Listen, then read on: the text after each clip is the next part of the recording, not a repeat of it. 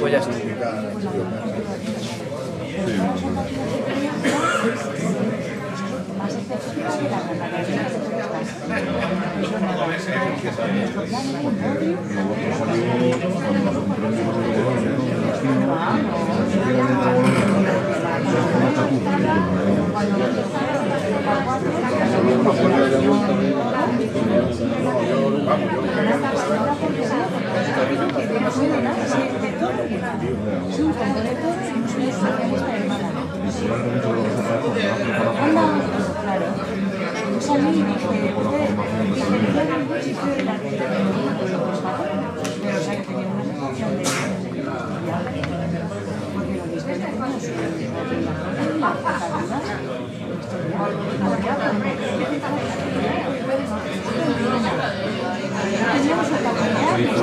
Específicamente no había realmente materia para ello, pero se quiso sacar porque había muchas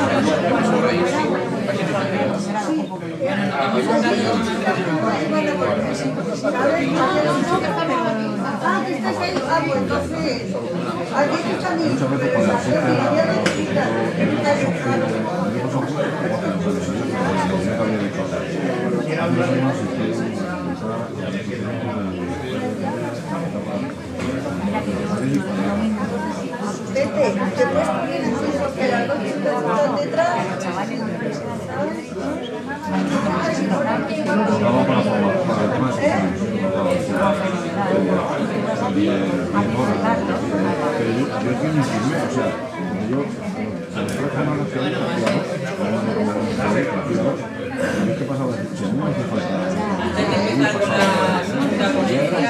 cuando quiero comentar una cosilla del mapa que os vamos a regalar. No es este, ¿vale? Este es el que está en el archivo histórico provincial de Ciudad Real.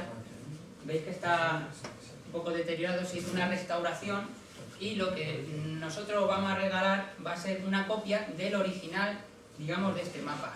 Una copia que ha hecho nuestro compañero Miguel Ángel Márquez, lo ha hecho con tinta, con las mismas tintas, todos los detalles y al mismo tamaño. Es digamos, una copia, lo que vamos a regalar es esto, de cómo hizo el autor en su época, cómo quedó el mapa, ¿vale?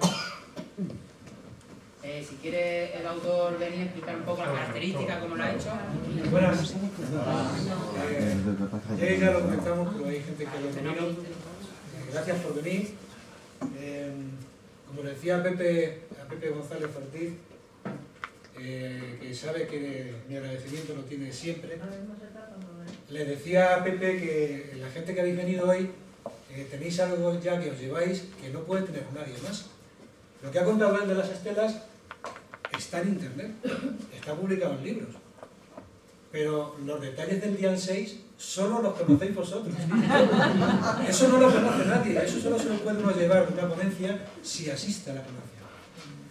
Acercar la historia a la gente es algo que yo creo que tendrá buenos resultados. Esto es una manera de acercar la historia a los vecinos de Portollano. Así quedó el mapa cuando lo dibujó el autor, aquel, antes de que pasaran 250 y tantos años por encima. Quedó como este.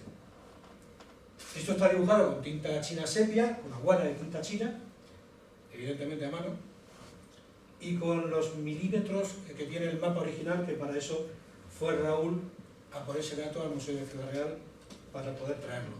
Con lo cual es una copia, creo, exacta del mapa que se hizo en su momento. Tampoco está en internet. Aquel sí, aquel lo podéis encontrar, a duras penas se podría hacer una ampliación, descargas. Este no, este lo vais a tener solo vosotros. Gracias por estar.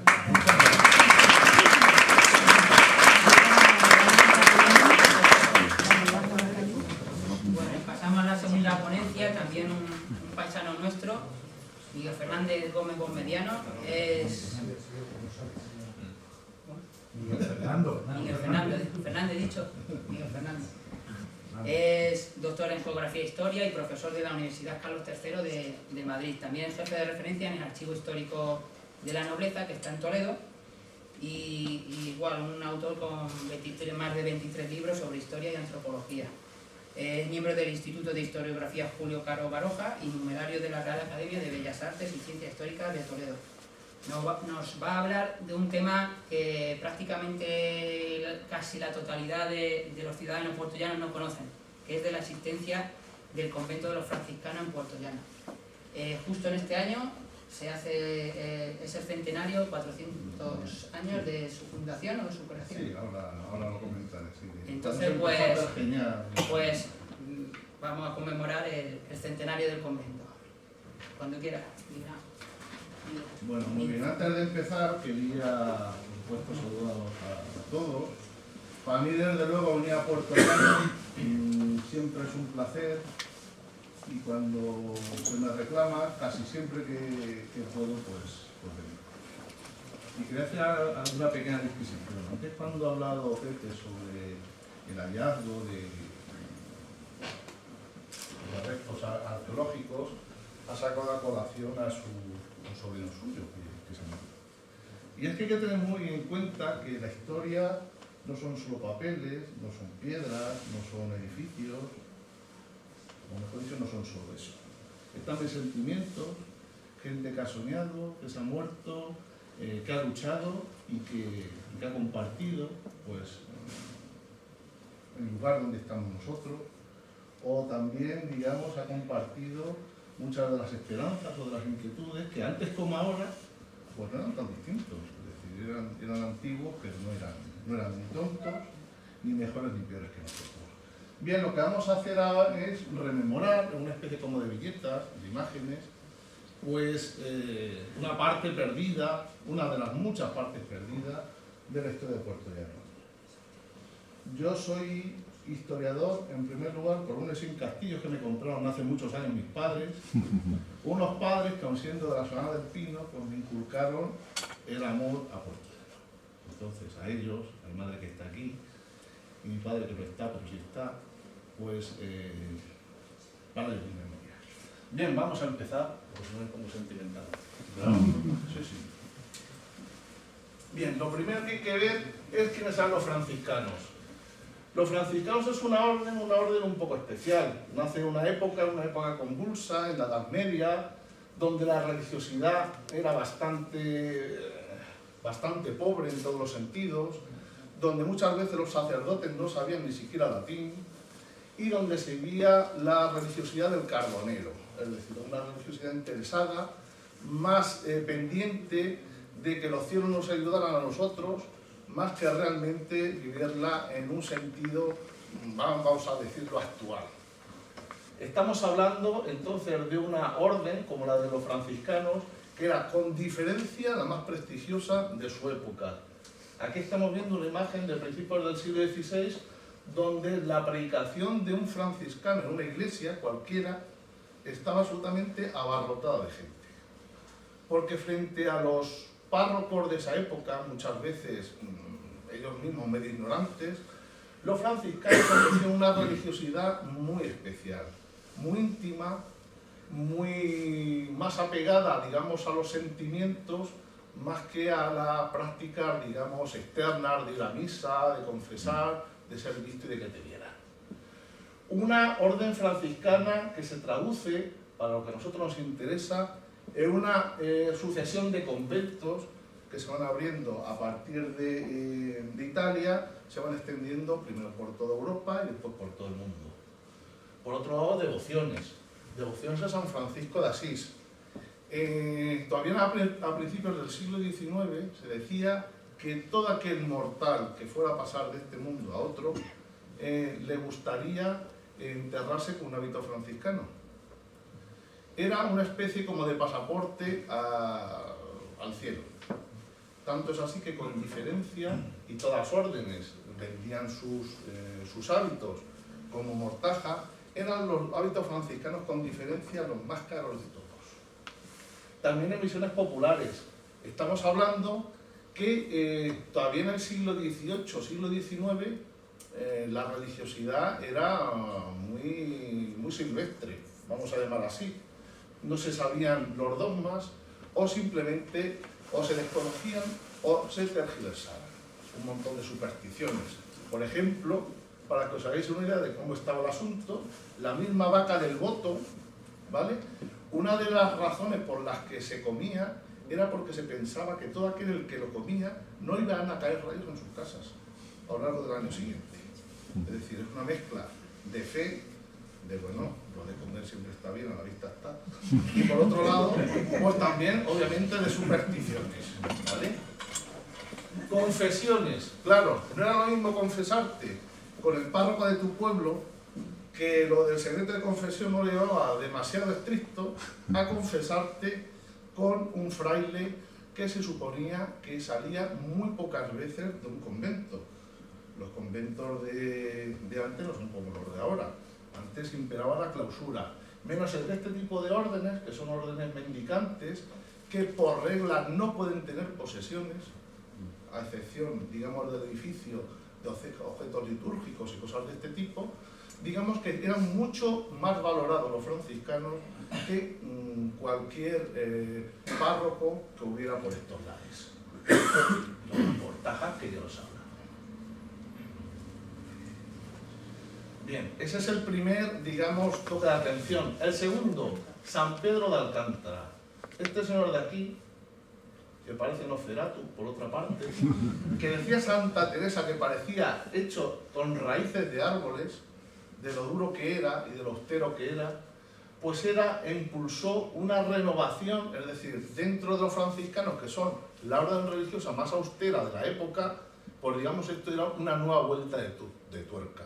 Son franciscanos descalzos, que mientras los franciscanos, digamos, normales, que podían llevar sandalias, estos tenían algún tipo de especificidad. Lo primero, solo podían llevar el mismo hábito durante toda su vida. Había aquí, no está aquí, que me lo comentó en su momento, había aquí un cura que le llamaban sacerdote, más que sacerdote, de los lamparones que llevaba el este. Pues imagínense, por poco o por mucho que comiera esta gente, pues el mismo hábito durante toda la vida. Y también como peculiaridad, siempre iban descalzos.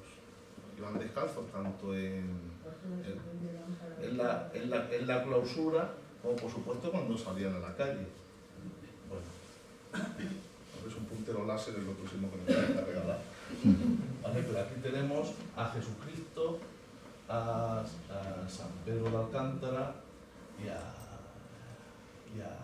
San Francisco, ¿vale? Y todo el árbol, digamos, frondoso árbol de la orden franciscana, como aparece aquí. Bueno, de vez en cuando voy a ver estos aguadores, este es como el esterobelis para hablar un poco. El canto de Calatrava. Es decir, ya nos vamos acercando cada vez más. Estamos viniendo desde los franciscanos, ya nos vamos acercando aquí. Esto es Almagro. Almagro a fines del siglo XVIII. Como ven, todas las carreteras van a coincidir en Almagro. ¿Por qué? Porque es la capital.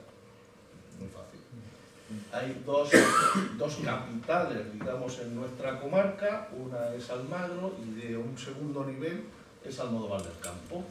Y esto que vemos aquí es una imagen de mediados del siglo XIX, es decir, que no sería 300 años antes, donde aparece el convento de Calatrava la Nueva, y aquí pues un chamizo con techo de paja, no se ve demasiado bien, pero bueno, no sé si apagar o encender la luz. Si la apagáis, a ver si es un pelín más nítido. Y así que no le interese por echarlo. Sí, se ve bastante mejor. ¿Vale? Mirad aquí la masilla de Calatrava, Carátula, calzada, etcétera, etcétera. Y esta imagen donde se ve la miseria de, claro, la población de aquí, la inmensa mayoría, el 95%, eran campesinos que bastante tenían con pasar el año y poder matar un par de cerdos ahora por estas fechas, ¿vale? Entonces, es una vida mísera, pero no por eso tenemos que estar pensando que estaban siempre dándose latigazos por ser pecadores, o que no tenían sus buenos momentos de fiestas, de regocijos, de bodas. Ya nos vamos acercando. Aunque lo que estamos viendo aquí no son imágenes de Puerto Llano, ya nos gustaría. ¿Vale? A comienzos del siglo XVII estamos hablando de una etapa durísima para Puerto Llano. Entre otras cosas porque a caballo entre el siglo XVI y XVII hay una desindustrialización tremenda de la zona.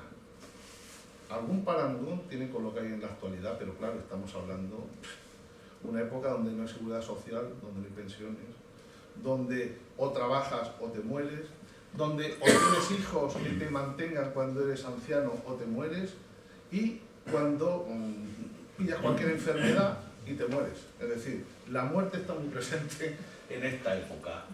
Una prosperidad que durante los 100 años anteriores el protagonista son la pañería. Es decir, hacían la materia prima para después hacer mantas, para después hacer trajes, para después hacer vestidos. Puerto Llano le cabe el honor de ser uno de los centros donde se decía que se trabajaba mejor la lana. La materia prima estaba muy cerca, como ya podéis suponer, pero es que además hay una serie de mercaderes desde Valencia, desde Úbeda, desde Granada, desde Toledo, que vienen a comprar paños a Puerto Llano. Y cruzando un poco más, digamos, la forma de trabajar, lo que hacen es contratar a puertollaneros, puertollaneras, parezco un político, para que trabajen los paños que ellos después venden en estas ciudades. Hubo una época de esplendor muy importante en el que la población se triplica. En torno al 1520 había en torno a 600 personas en Puerto Llano. Pues bien, a fines del siglo XVI hay en torno a 5.000. Estamos hablando que viene gente de otros lugares, fundamentalmente del Valle de los Pedroches, pero también de Segovia, también de Medina del Campo. Y por otro lado, se empieza una emigración hacia América, que ahora vamos a ver en qué repercute esto en la historia, en la historieta que les voy a contar.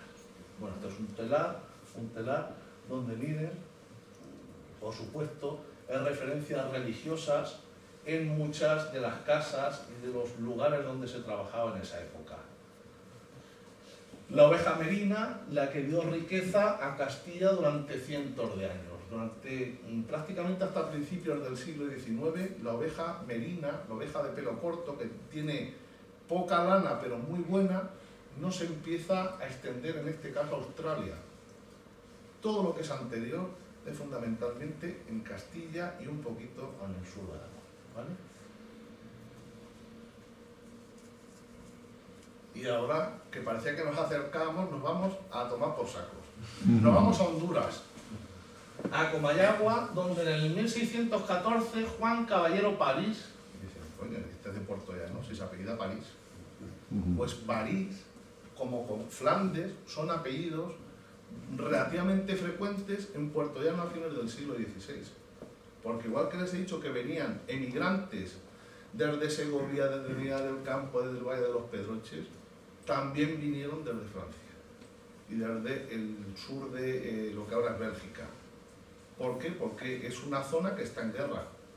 Entonces hay una dispersión de población y de artesanos, entre otras cosas, por media Castilla. Porque no hay que olvidar que en esa época Castilla es el corazón de la mayor potencia del mundo. Entonces, pues vienen aquí. Igual que ahora están los pobres desgraciados estos de México yendo, o sea, de Honduras yendo, digamos, hacia Estados Unidos, pues este puertollanero que termina en Comayagua, en Honduras, pues es víctima, o mejor dicho, se enriqueció con esta emigración. Esta es la catedral de Comayagua, que nunca llegó a ver, porque se empezó en el 1624, pero bueno, como tiene que ver una imagen, digamos, antigua, pues no he visto nada mejor que echarme a la boca. Comayagua, que está en el centro de Honduras, ¿y qué se le perdió a este puertollanero en Honduras? El añil, el índigo. Este es un colorante colonial que venía de América. Ya los mayas, por lo visto, habían trabajado mucho con esta pintura, y daba un color azul eléctrico que era muy cotizado en Europa. Tanto es así que si traen de 100, digamos, toneladas de índigo que llegaba a Europa, a los pocos meses no quedaban nada más que 3 o 4 en toda España. ¿Por qué? Porque iba a Alemania, iba a Flandes, iba a Inglaterra e iba a Italia. Y este es el testamento. Bueno, Tuna de Prensa Aznar, el documento además está bastante trillado, por decirlo de alguna manera, donde deja una serie de demandas y deja 6.000 ducados, que era un fortunón de la época, no sabría decir cuánto equivale, pero bastante dinero, para levantar un convento franciscano, porque entre otras cosas, este Juan Caballero París tenía mucho contacto con los franciscanos, de Comayagua, de esta ciudad colonial, que era una capital, digamos, en la época, y que realmente pues, era todo un emporio comercial. ¿Vale? Pues deja 6.000 ducados, pero este aquí que dice que se lo deja a la Virgen del Socorro. Ahí ya estamos de albañiles. Una Virgen del Socorro que dicen que había una imagen de la Virgen del Socorro en la ermita de la Virgen de Gracia. Pero ¿qué dicen? Yo no lo tengo muy claro, porque todos los inventarios que he visto, no. Pero la cuestión está que tuvieron que mover hilos para un dineral que debería de haber ido a Argamasilla, termina en Portugal. ¿Vale? Las cosas de la historia tendrían más palillos que tocar. La cuestión está que en el 1616 ya hay un principio de acuerdo en que se dice que sería el convento franciscano al lado justo de la ermita de la Virgen de Gracia, porque era ahí donde estaba una imagen, que no la buena, de la Virgen del Socorro. Hago un inciso, la Virgen del Socorro, que a su vez robaron los de Argamasilla, los de Calzada. Esa es otra historia, eso vale para... pero además robaron literalmente. Pero bueno, esos son detalles, ¿vale? Entonces el Consejo de las Órdenes Militares, que una especie como de ministerio de la época, que tenía que ver con el gobierno de esta zona, dice en el 25 del día del 1616 que se ponga ahí, que se levante ahí. Se da, ¿por qué? Porque esto, digamos, que pertenecía, al ser tierra de las órdenes militares, pertenecía a una especie como de ministerio especial, digamos, para toda esta zona. No están demasiado de acuerdo las autoridades franciscanas, porque dicen, número uno, que no hay agua en este emplazamiento, y número dos, agárrense los machos, que está demasiado lejos del pueblo.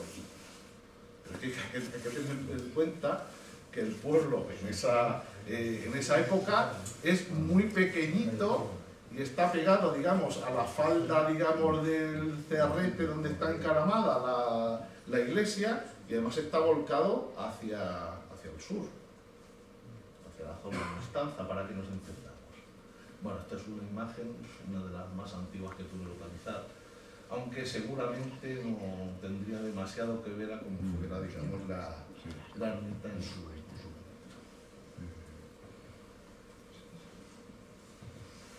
¿Cuál es, digamos, el pistoletazo de salida, el por qué realmente se instalan aquí los frailes franciscanos? Ni siquiera es por el dinero de este señor, que era un dineral de la época.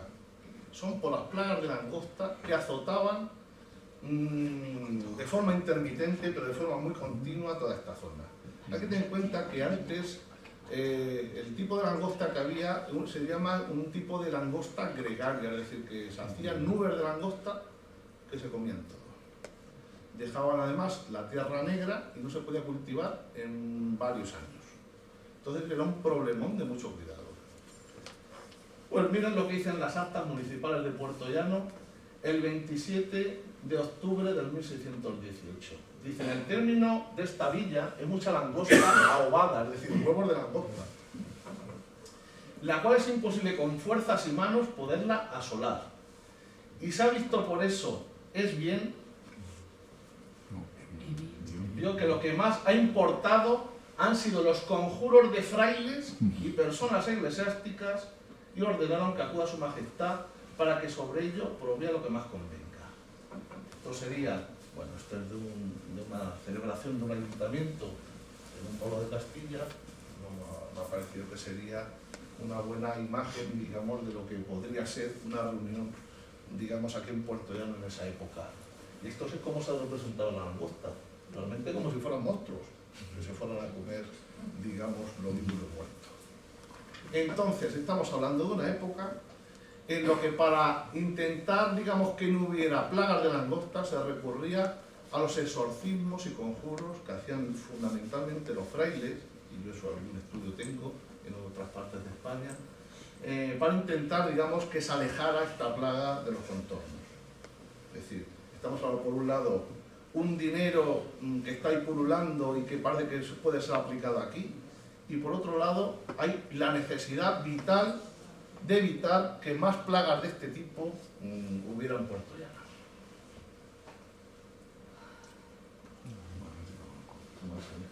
Bueno, pues esta es una imagen de Puerto Llano de finales del siglo XVIII.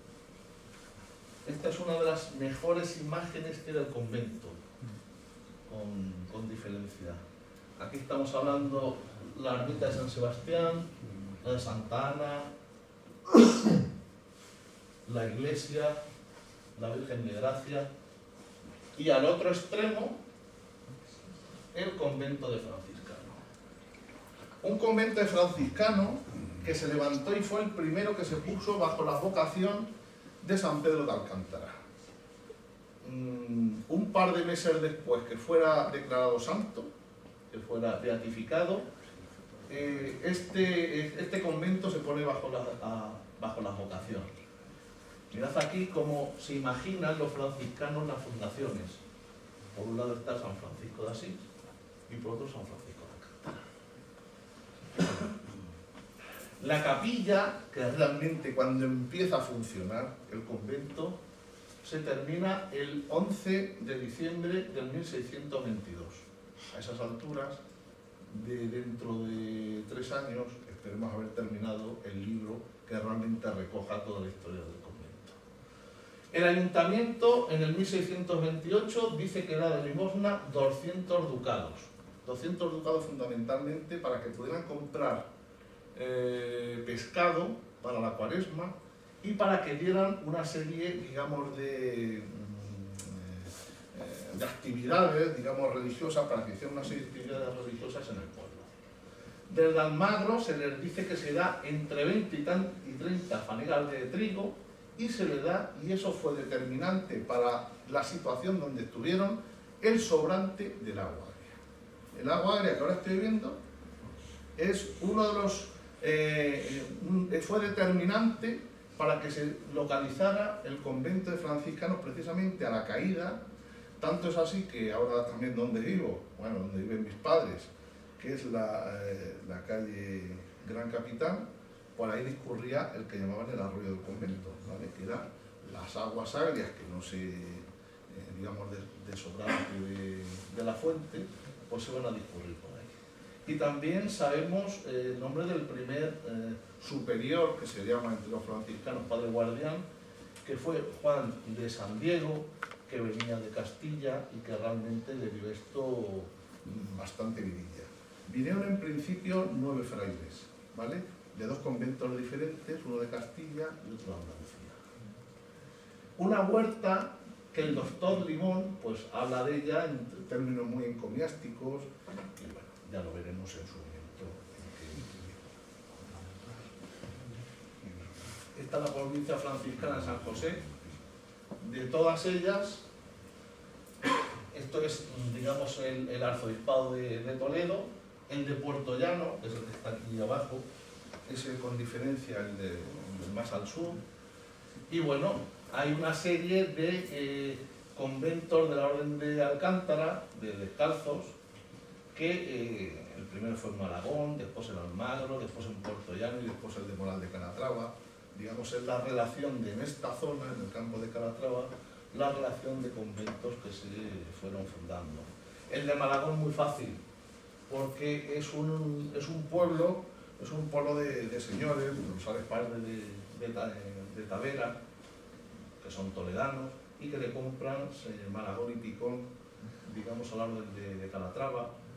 El siguiente de Almagro, bueno, Almagro ya tenía como 6 o 7 conventos, aparte de los conventos de la Asunción de Comendadoras de Almagro, que es uno de los conventos más ricos, por supuesto, de la zona, pero también de la mitad meridional de Castilla. Y en Moral de Calatrava, pues sinceramente no lo he investigado, pero es muy próximo, digamos, al convento de Puerto. No todo era la pena. En el 1627, a los mártires de Japón, es decir, franciscanos que fueron crucificados en Nagasaki, pues se celebra, digamos, que son declarados mártires, y hay una primera comunicación con el convento franciscano de Puerto Llano, diciendo que haga alguna demostración de alegría tocando la campana y de comunidad, cantando el Te Deum Laudamus, y después, habiéndose señalado el día para la fiesta, se hará con misa solemne, sermón y procesión por el claustro, convidando a los señores curas, sacerdotes y ayuntamiento que nos honren. Es decir, un motivo religioso, pues se comunica a los franciscanos de Puerto Llano que lo celebran. Es una de las primeras, digamos, contactos oficiales de las autoridades, estaban en este caso en Roma, como todas las órdenes religiosas, en este caso específicamente al convento de Puerto Llano. Malos tiempos para la lírica. Estamos hablando un monasterio que se funda en una época de decadencia, que además se hace para ahuyentar la langosta y que además tiene que sufrir varios años antes, digamos, de pleitos en Granada para que el dinero que se había mandado desde Indias logre, digamos, aplicarse a construir ese edificio. ¿Vale? Entonces, en el 1638, por ejemplo, se dice que desde el ayuntamiento de Puerto Llano, que fue el que realmente mantuvo este convento durante cientos de años, se darían 2.000 reales para compra de pescado, reparo de sus fuentes y edificios y otras necesidades. Unos años después, además en el 1643, se dice que los franciscanos tenían que predicar unos días, fundamentalmente durante la Cuaresma, durante la Semana Santa, también en la festividad de San Pedro de Alcántara, como era el patrón, digamos, del edificio, y también en Nuestra Señora de Agosto. Es decir, el 15 de agosto también tenían que hacer tenían que predicar, en este caso en la iglesia, ¿vale? En la parroquia. En el 1652, sin embargo, es decir, no muchos años después de fundarse, estamos hablando 30 años después de fundarse, empiezan los problemas. El ayuntamiento, hay cosas que no cambian, está en quiebra y no les paga un perro. Y entre medias se meten los de Almodóvar, que como todos saben ustedes son muy malos de toda la vida, que lo que hacen es decir, que dejen de predicar en Puerto Llano y que se vengan aquí a predicarnos, que nosotros los queremos y les pagan un buen dinero. ¿Vale? A todo esto, 1676, que es cuando realmente el doctor Limón escribe El espejo cristalino de las aguas de España, aunque sería casi 30 años después cuando lo publicó, dice: tiene esta villa un convento de religiosos de nuestro padre San Francisco, de los reformados por el estático y bienaventurado San Pedro de Alcántara, porque decían que podía estar 24 horas rezando sin moverse. Es decir, lo de estático no es... cuya fábrica es muy hermosa y fuerte por ser de piedra toda, en la cual hay una excelente huerta con 2 estanques de pie, uno de agua dulce y otro de agria.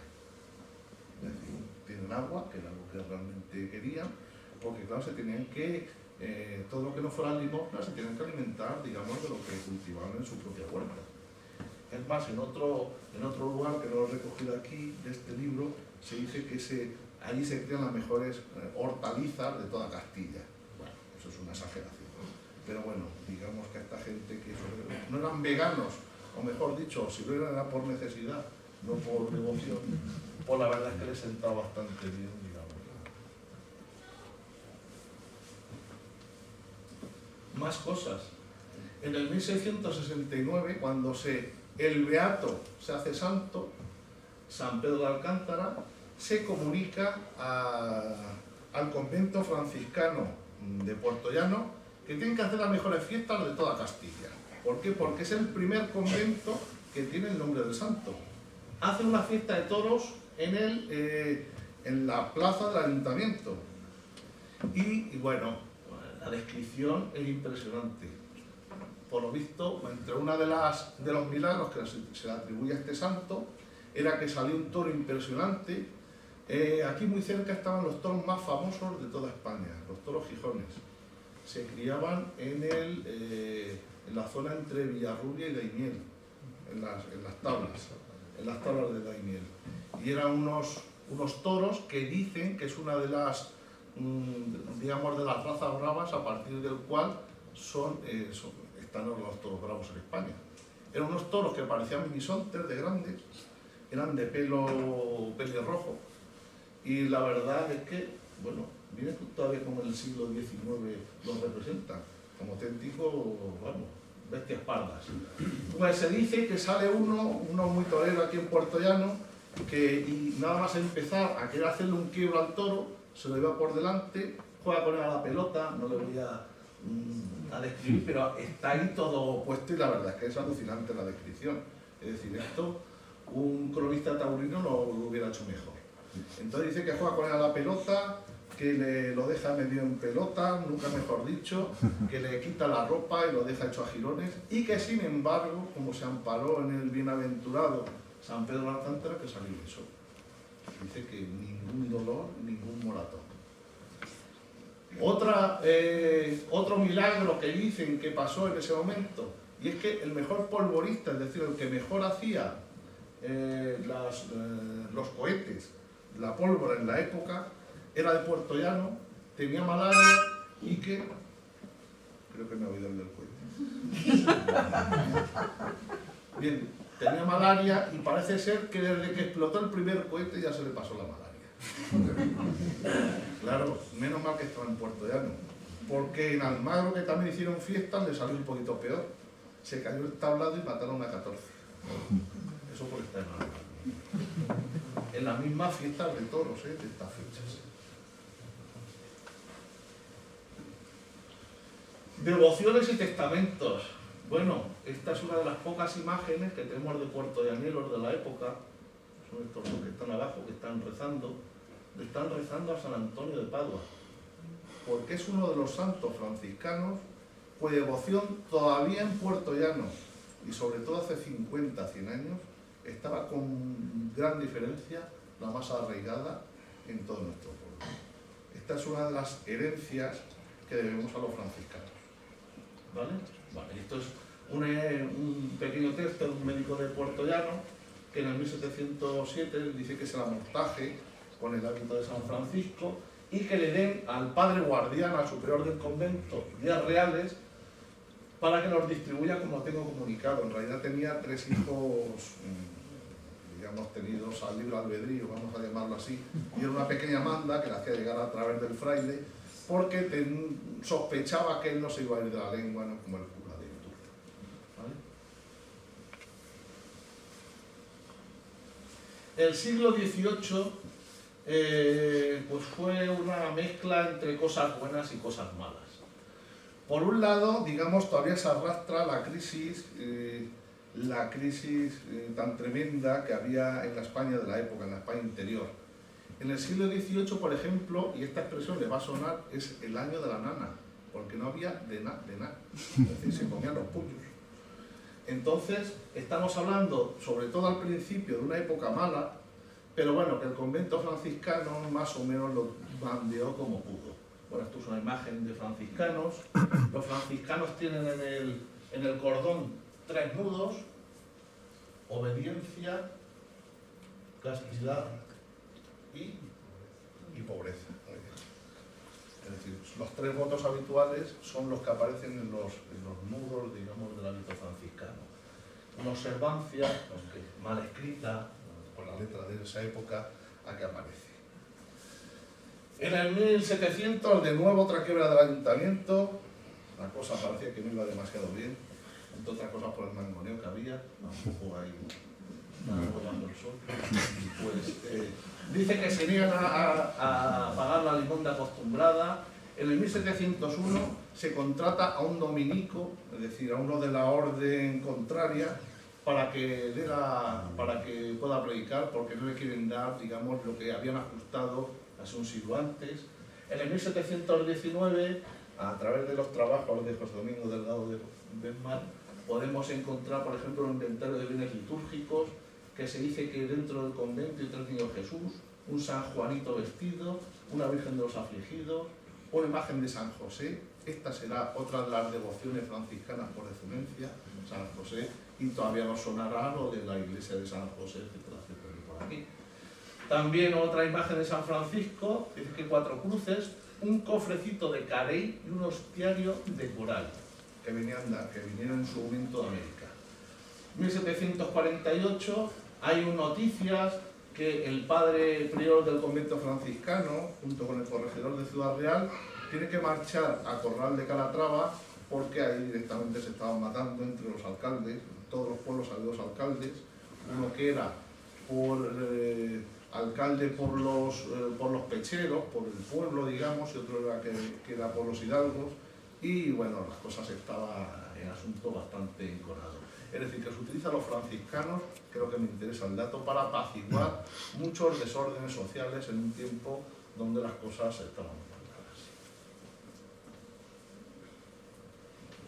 Bueno, aquí ya empezamos ya con la drogadura. Un fraile azotando a una monja.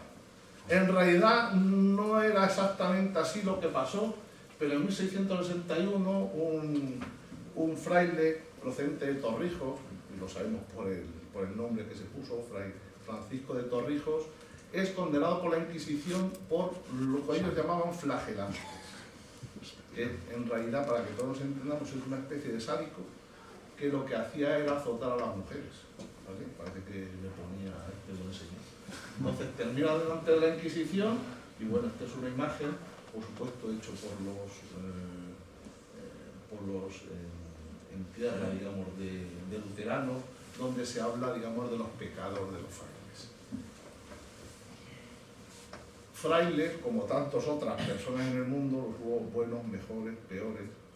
Lo que pasa es que, bueno, digamos que esto es una anécdota con respecto a todos los cientos de frailes que pasaron por el convento franciscano de Puerto Llano, que no dieron que hablar en este sentido. También se habla, por ejemplo, en 1731.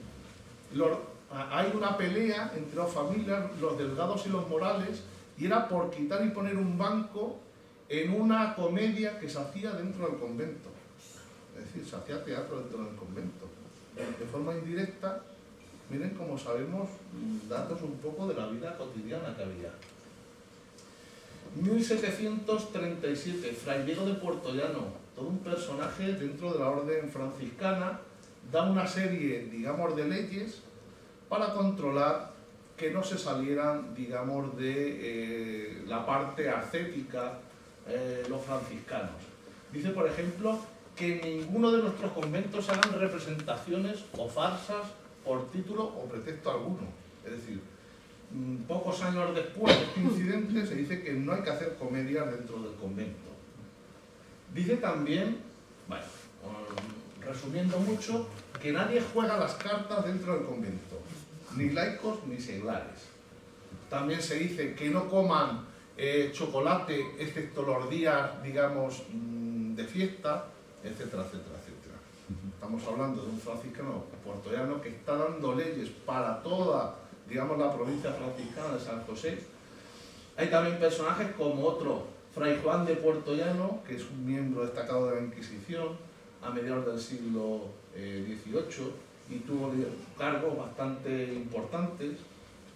Y también tenemos datos como en el 1789, 2 años después, que hubiera un motín en Puertollano muy importante, con muertos y heridos, y que el dinero del ayuntamiento de Puertollano es llevado desde el ayuntamiento al convento. ¿Por qué? Porque el ayuntamiento no era demasiado seguro y se pensaba que en el lugar de sagrado del convento nadie se iba a meter, como nadie se metió. foto fija, el catastro de la Ensenada. Este es la portada, digamos, donde aparece recogido todos los miembros, digamos, religiosos que había en Puerto Llano en la época, y donde consta que frailes había 11 religiosos, un corista, es decir, que cantaba en el coro, y 5 legos, es decir, los que todavía no habían tomado los hábitos completamente. También se dice que tienen 2 sirvientes, Esteban Pedraza, encargado del servicio del convento y de recoger las limosnas, y un Diego Baena, que en realidad era un pastor, que tenía las pocas propiedades que tenía el convento, que se cifraban en 30 primales y 50 borregos. Por ahí está mi tío Antonio, que seguro que les podía decir mejor que yo lo que son primales. Pero vamos, estamos hablando pues de corderos de diferente, digamos. También tenían 2 mulos. ¿Qué coño querían 2 mulos estos si nunca salían del convento? Bueno, no salían, excepto cuando eran invitados a que predicaran a los pueblos de alrededor. Claro. Y después, unos años más tarde, 30 años más tarde, estos 17 frailes ya eran entre 18 y 20. Que yo haya visto, nunca hubo más frailes en el convento de Puerto Llano. Los conventos de este tipo, de frailes alcantarinos, son pequeñitos. Recientemente estuvimos en el de Lillo, ¿vale? Que está convertido en una hospedería que, por cierto, se pone muy bien, y si te invitan ya ni te cuento. Pues es un convento pequeñito que tiene una capilla no muy grande y que albergó el patio interior. No es más grande que el sitio donde estamos ahora mismo. Estamos hablando de una fundación pequeñita. Aquí lo que englobó es toda la manzana entre, digamos, la capilla de la Cruz Roja hasta el Gran Teatro. Pero todo no estaba ni mucho menos edificado, en una parte mínima. Todo lo otro eran las huertas, donde tenían unos animales y donde se recogía, digamos, la comida cotidiana de esta comunidad. Bueno, Puerto Llano, a fines del siglo XVIII, arriba está San Sebastián, aquí está Santa Ana, de nuevo aquí el santuario de la Virgen de Gracia, la iglesia, la Fuente Agria, la ermita de San Gregorio, que da nombre al paseo, y el convento. Estamos hablando que no estaba pegado hasta prácticamente bien entrado el siglo XIX a lo que es el pueblo. Estaba en las afueras, cerquita, pero en las afueras. ¿Vale? Un ajetreado siglo XIX.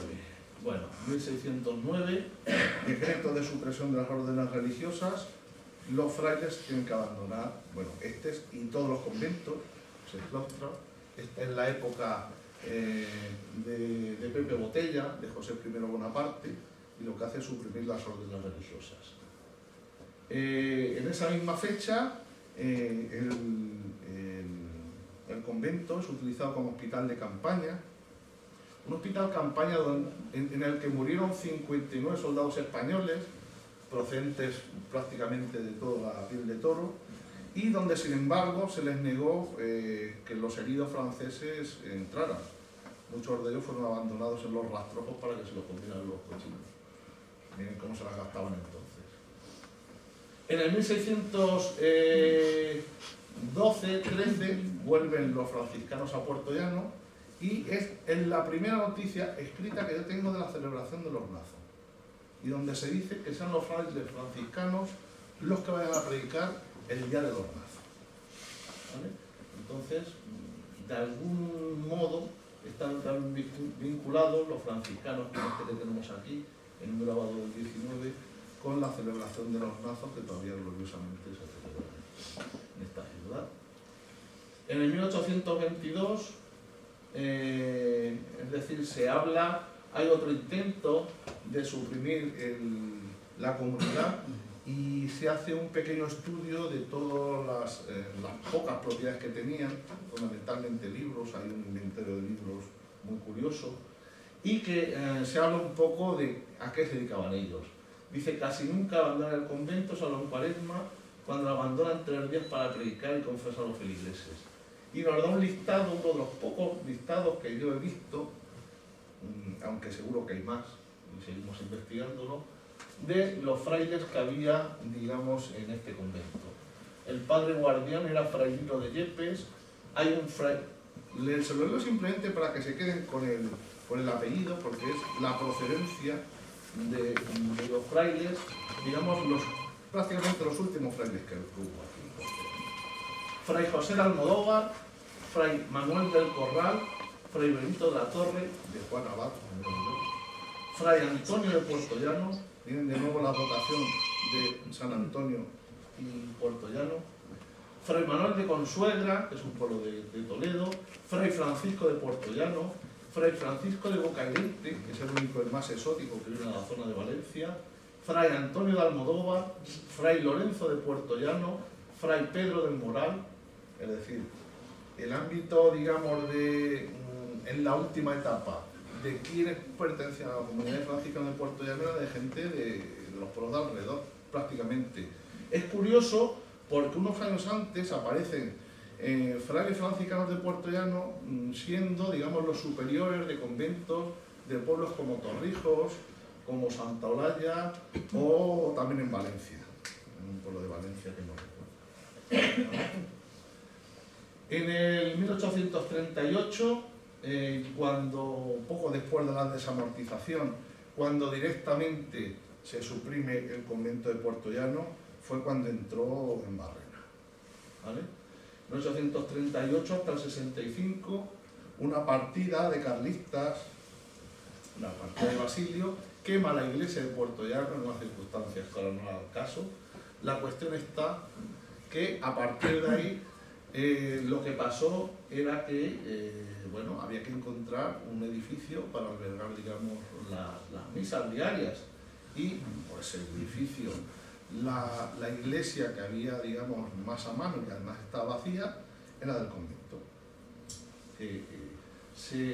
Un convento que en el 1844 salió, digamos, en subasta pública. Se subasta 2 veces, se subasta a la vez en Madrid y en Almodóvar, que es la cabeza del partido judicial. Y en Almodóvar se vende por 10.000 reales, un poquito más, digamos, del precio de partida, y lo compró un hombre de paja, pero en realidad cayó en las manos de Venancio Delgado, que era realmente el cacique del pueblo de esa etapa, y que además llegó a ser alcalde con el paso de los años, ¿vale?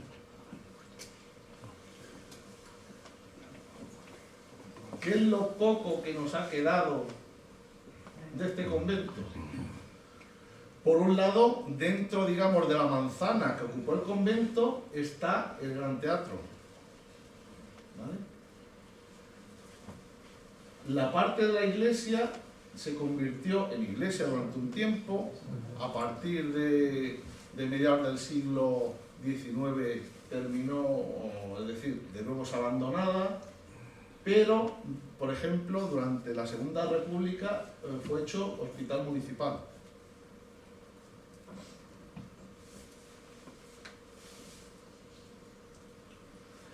Lo poco también que nos ha quedado, la capilla de la Cruz Roja, utilizando no la piedra, sino el mismo edificio. Eso sí, se abrieron esos ventanales que antes no había.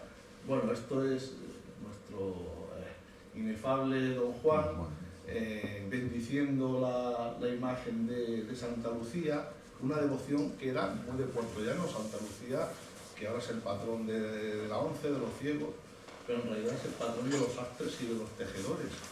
Y les recuerdo que la prosperidad de Puerto Llano en el siglo XVI se debe a los tejedores. La imagen de Santa Lucía, la auténtica, la antigua, estaba, digamos, en lo que es ahora la ermita de la Soledad, que tiene otra vocación. ¿Y dónde más se puede encontrar los restos, digamos, del edificio del convento franciscano, donde estamos ahora? Todas las piedras del arranque de la fachada principal son del convento franciscano. Cualquiera que eche un vistazo a la piedra va a ver que es exactamente igual. ¿Y para qué iban a hacerla? ¿Para qué iban a picarla de nuevo si ya estaba hecha? ¿Vale? Eso también está documentado. Y por último, bueno, ¿qué es lo que nos ha quedado? La devoción a San Antonio. Bueno, esto es una famosa milagro de los pajaritos que corría de boca en boca y que los señores mayores todavía se acordarán de ellos. Y esto es bueno, aquí la famosísima verbena de San Antonio, de Josito, y donde más arraigo, digamos, terminó teniendo la devoción a San Antonio, aparte en toda la comarca, fue en el Villar de Puerto Llano. Esta es una romería de los años 50, supongo que será, en el Villar, donde todavía la pequeña iglesia que tienen está bajo la vocación de San Antonio.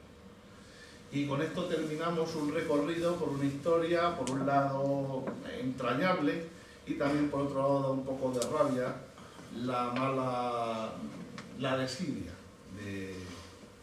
de muchos de nuestros antepasados, ahora que nos vamos a echar nosotros la culpa, en dejar abandonar un poco de lustre que había en una ciudad. Una ciudad que al ser minera fue a partir del siglo XIX una ciudad de aluvión, que necesitaba servicios, necesitaba expandirse y que con el paso del tiempo terminó, digamos, por quitar de nuestro paisaje urbano y paisaje entrañable, pues los pocos restos de antiguo que en Puerto Llano había. Eso es todo, muchas gracias.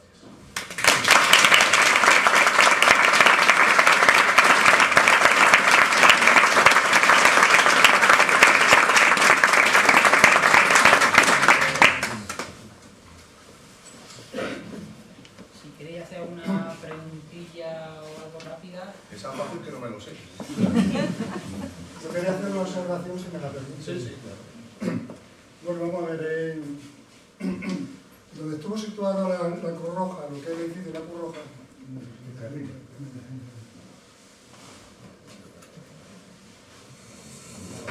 el convento franciscano, donde estuvo situada la Cruz Roja, los terrenos quedaban más abajo que donde se instaló el cine Calatrava de verano, terraza de verano. Ahí tenían huertos o zona de tema de agricultura, la fiesta del convento franciscano, ¿de acuerdo? Entonces ocurrió una cosa que la digo como curiosidad. Fueron unos enterramientos romanos que aparecieron ahí.